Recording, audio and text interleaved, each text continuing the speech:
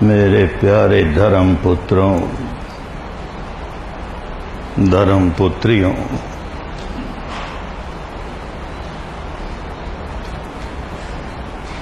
आषाढ़ पूर्णिमा का दिन बड़ा महत्वपूर्ण दिन है। वैशाख पूर्णिमा को भगवान गौतम बुद्ध ने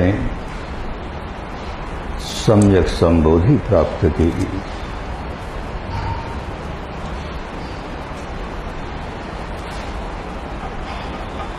क्या नई बात हुई?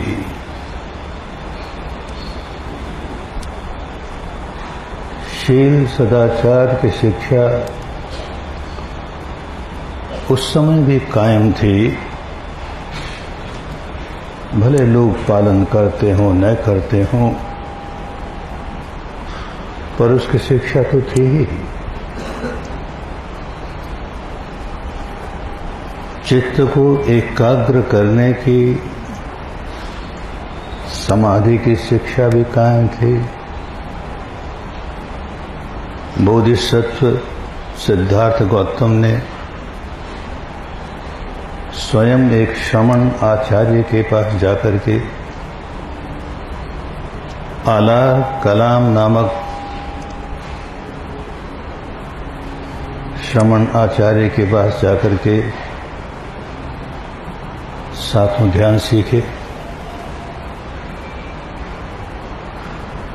बहुत गहरी साधना होती है सातों ध्यान की, पर संतोष नहीं हुआ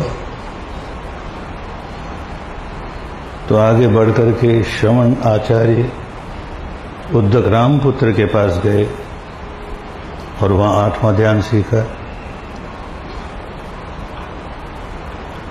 बहुत गहरा होता है, बहुत कम लोग ऐसा कर पाते थे उन दिनों भी और आज भी। संतोष नहीं हुआ। क्यों नहीं हुआ, इसे समझना चाहिए। ये सारे ध्यान पहले से लेकर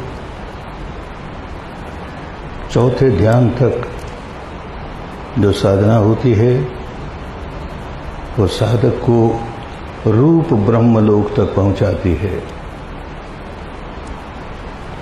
ऐसे ब्रह्मलोक हैं जहां काया है, पर ऐसी ठोस काया नहीं, वायव्य काया है, लेकिन है काया है।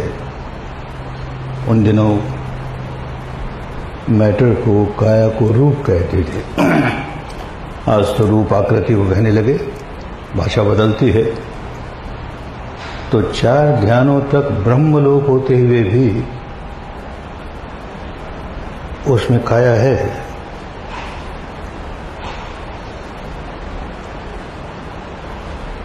अरूप ब्रह्मलोक,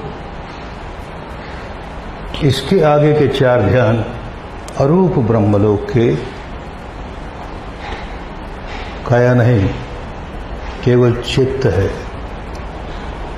और चित्त को फैलाते हैं, फैलाते हैं, फैलाते हैं, अनंत में ले जाते हैं, अनंत में ले जाते हैं। आठवें ध्यान को उन दिनों जितने लोक हैं, सारे नरक से लेकर के अरूप ब्रह्मलोक तक के जितने लोक हैं, 31 लोक, उन सब के ऊपर शीर्षस्थ लोक, लोकाग्र, भवाग्र, इससे आगे लोक नहीं है, इसके आगे कोई भव नहीं है। उस अवस्था पर पहुंचे।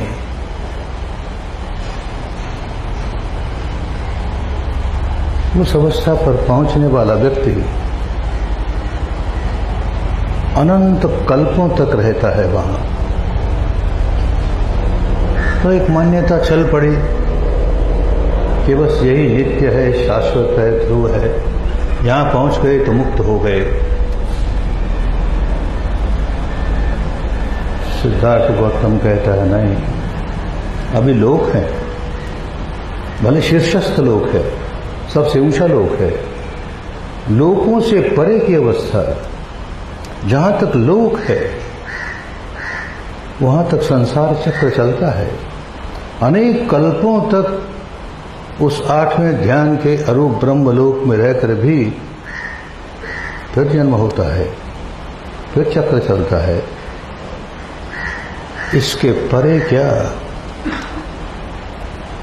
8वें ध्यान के परे क्या, सारे लोकों के परे क्या, लोकोत्तर अवस्था, लोकों के परे की अवस्था, लोक तक की अवस्था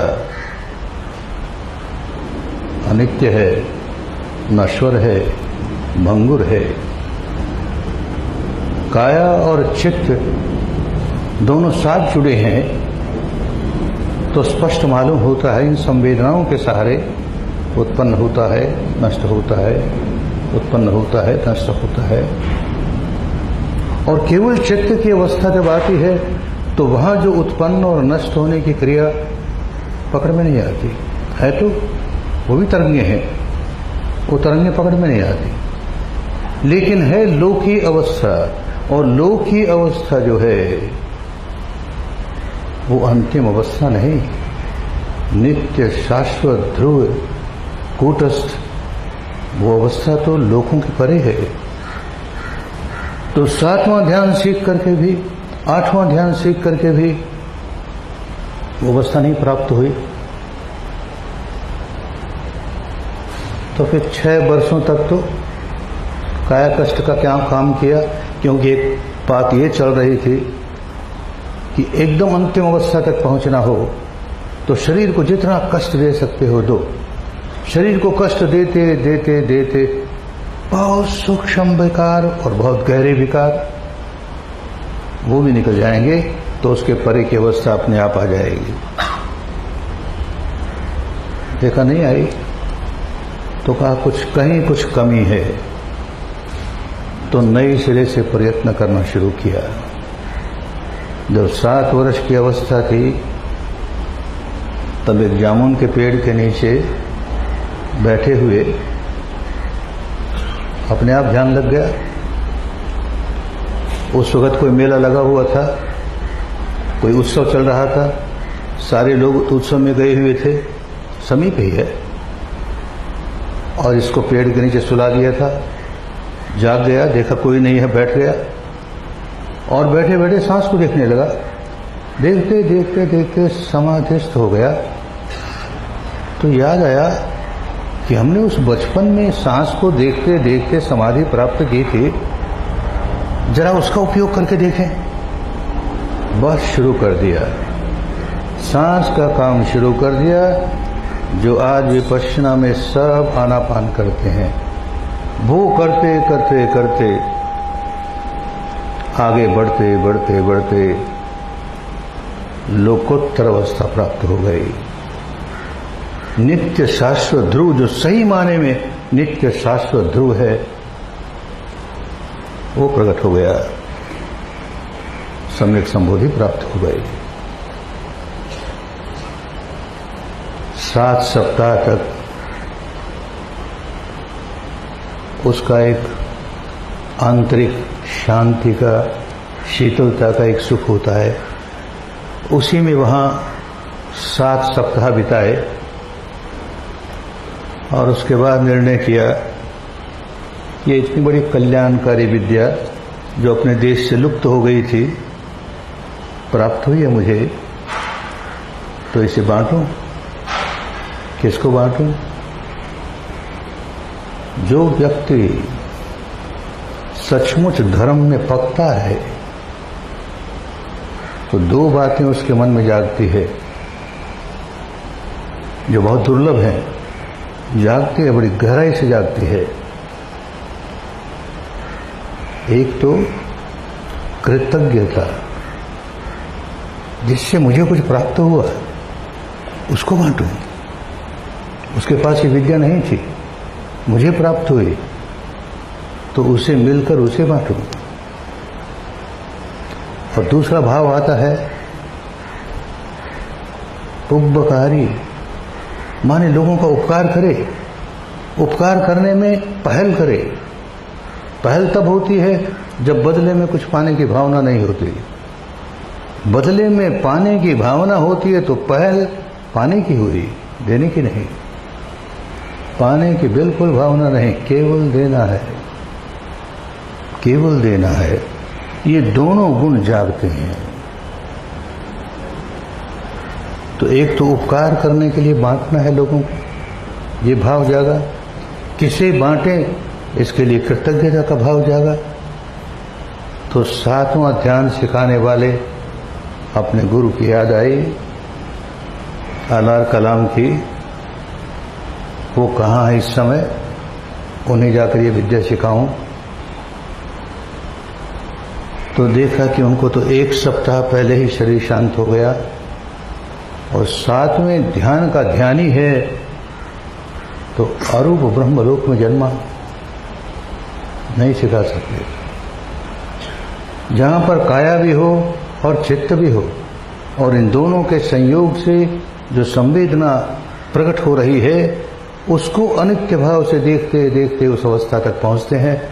काया नहीं है, खाली चित्त है। विपश्यना नहीं सिखाई जा सकती। क्या किया जाए।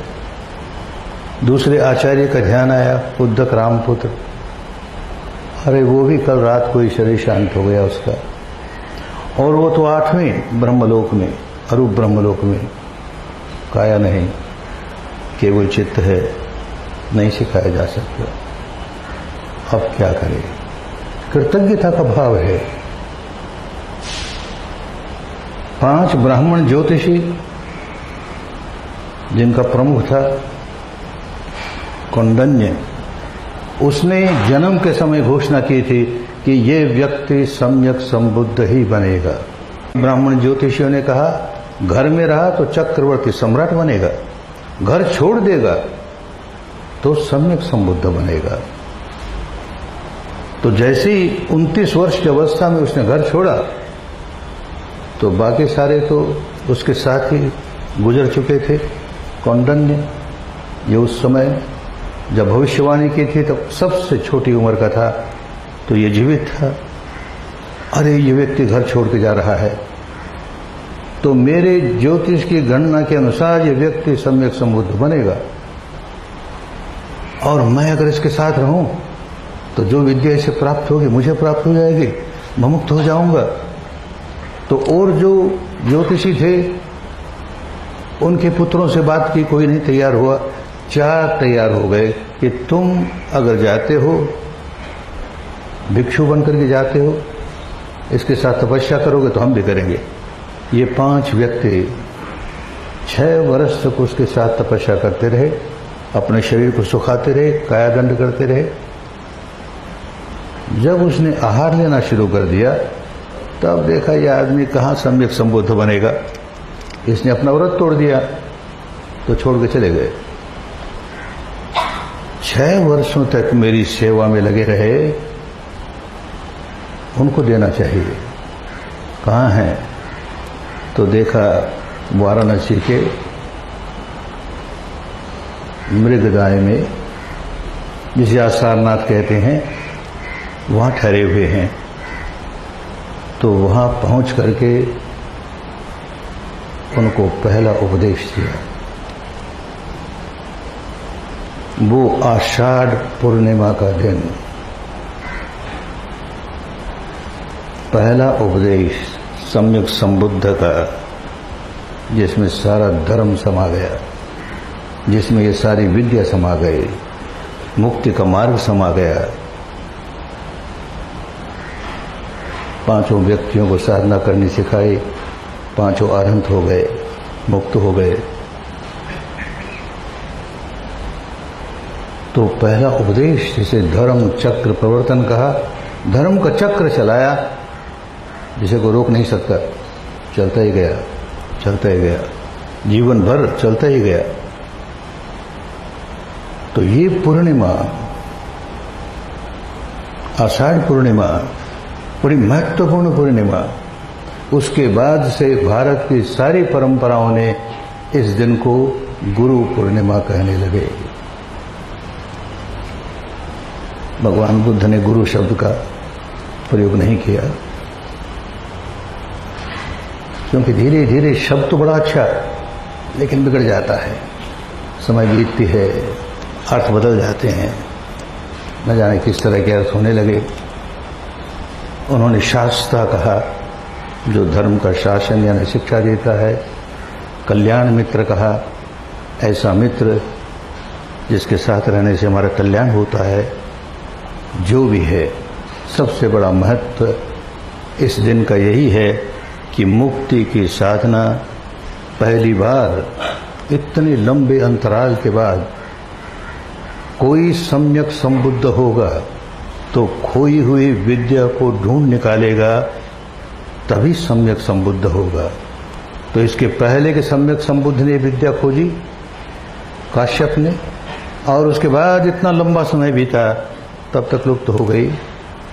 तो ये जब सम्यक संबुद्ध बना तो इसने खोज निकाली और सारे जीवन भर बांटता रहा। हम सोचते हैं कि इस व्यक्ति ने इतनी मेहनत करके, परिश्रम करके, पुरुषार्थ करके, पराक्रम करके ये विद्या नहीं खोजी होती तो हमें कैसे प्राप्त होती? हम तो सम्यक संबुद्ध होने से रहे। कोई सम्यक संबुद्ध हो, वो खोज निकाले और वो बांटे, खोज करके भी अपने कल्याण कर ले, लोगों को नहीं बांटे, तो क्या होता? बांटा लोगों को, तो हमें प्राप्त हुई। तो आज के दिन भले हम उन्हें गुरु शब्द से न संबोधित करें, पर हम कहें लोक गुरु है। इतना महान लोक गुरु जिसने विद्या ढूंढ निकाली और जिसकी वजह से हमें प्राप्त हुई, उसके प्रति मन में कृतज्ञता का भाव, कृतज्ञता का भाव, उसके प्रति सम्मान। सम्मान का मतलब केवल ये नहीं कि उसकी कहीं मूर्ति बना करके, कहीं चित्र बना करके हम धूप दीप जलाएं और नमस्कार करें, उसकी जय जयकार करें। हम उसको बुरा नहीं कहते, पर सही माने में पूजन नहीं होता। सही माने में पूजन और सम्मान वो कि जिसने जो विद्या सिखाई है, हम उस विद्या को अपना करके उस रास्ते आगे बढ़ रहे हैं, तो सम्मान है। तुम्हारे बताए हुए शिक्षा हमारे काम के नहीं, या काम की भी हो, हम नहीं चलते उस रास्ते पर, लेकिन तुम्हें हम दीप जलाते हैं, धूप जलाते हैं, नैवेद्य चढ़ाते हैं, नमस्कार करते हैं, हो गया ना? हमारी कृतज्ञता हमने प्रकट कर देना। धर्म को समझे नहीं, सचमुच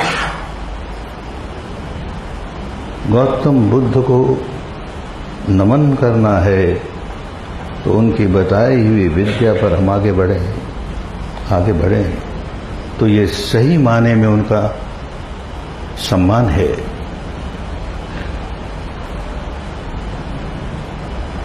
जीवन के 45 वर्ष सिखाते रहे। उनका महापरिनिर्वाण होने के बाद उनके शिष्य सिखाते रहे। गुरु शिष्य परंपरा से ये विद्या भारत में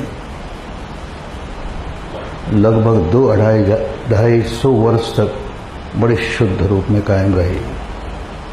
जिन लोगों ने शुद्ध रूप में कायम रखा, वो न रखते, इसमें अपनी ओर से कुछ जोड़ते, इसमें अपनी ओर से कुछ निकाल देते, तो हमें कैसे प्राप्त होती? तो भले उन सब का नाम नहीं जानते, लेकिन उन सब आचार्यों के प्रति जिन्होंने भारत में इस विद्या को जीवित रखा, शुद्ध रूप में जीवित रखा, उनके प्रति कृतज्ञता का भाव और उनसे जो विद्या हमें प्राप्त हुई परंपरा से, उसमें आगे बढ़ने का भाव, और हम अपनी ओर से ये विद्या अधिक से अधिक लोगों को कैसे मिले, इसमें अपना सहयोग देने का भाव, यही कृतज्ञता है, यही श्रद्धा है। दूसरी सारी श्रद्धाएं ऊपरी ऊपरी हैं, ये सही श्रद्धा है। क्या हुआ? लगभग 200 वर्ष के बाद देश में एक राजा हुआ, सम्राट अशोक। भारत में पहले भी और बाद में भी इतना बड़ा सम्राट नहीं हुआ। सारे अफगानिस्तान से लेकर के बर्मा की सीमा तक और दक्षिण में दूर दूर तक इतने बड़े साम्राज्य को स्थापित किया जिस व्यक्ति ने, इसलिए बड़ा आदमी नहीं है। ऐसे साम्राज्य स्थापित करने वाले दुनिया में और भी हुए होंगे। सबसे बड़ी बात ये हुई कि होश जागा, होश जागा। मैंने क्या किया? मैंने ये साम्राज्य बढ़ाते हुए किया क्या? कितनों की हत्या की, कितनों की जान ली, कितना अत्याचार किया। और सौभाग्य से उसे कोई विपक्षी आचार्य मिला, धर्म की बात समझ में आई। इसके पहले वो अपने आप को चंड अशोक, बड़ा खूंखार, चंड अशोक कहने में बड़ा गर्व करता था, मैं चंड अशोक हूं। उसके बाद बदल गया धम्म अशोक, धम्म अशोक। अब अशोक धम्मवान बन गया, धार्मिक बन गया। अपनी राजधानी छोड़ करके, पाटलिपुत्र राजधानी, सारी शासन की व्यवस्था इतनी मजबूत कि अपनी राजधानी को छोड़ करके राजस्थान में, जहाँ पुराने जमाने में विराट नगर कहते थे, बैराट अब उसे कहते हैं, वहां जाता है। यात्रा आसान नहीं थी, भले सम्राट है तो क्या हुआ, आज जैसी सुविधा वैसी सुविधाएं नहीं थी। कितना लंबा समय लगा वहां जाने में, और फिर वहां रह करके विपश्यना सीखी, कितना समय लगा, लौट कर आया। 300 के ऊपर दिन लगे उसे। अपनी राजधानी छोड़ करके 300 से अधिक दिन बाहर रहता, किस लिए? और सारी बात तो बुद्ध की बड़ी अच्छी है, जब तक ये विद्या न कर लूं तब तक कैसे जानूं? रसगुल्ला बहुत मीठा है, बहुत मीठा है, अपने जबान पर न रख लूं तब तक कैसे जानूं? तो इतनी दूर की यात्रा करके, इतना कष्ट उठाकर ये विद्या सीखी। अब तो कहना ही क्या, जब भी कोई आदमी विपश्यना करता है, सही ढंग से करता है, सचमुच करता है, तो रहा नहीं जाता। धर्म का ये भाव जागता है, यही पथ सीखो, यही पथ सीखो। अरे आओ तुम भी करके देखो, तुम भी करके देखो, लाभ हुआ है ना, चाहता सब करके देखें। वहां से उसका ये धर्म प्रसार का काम शुरू हुआ।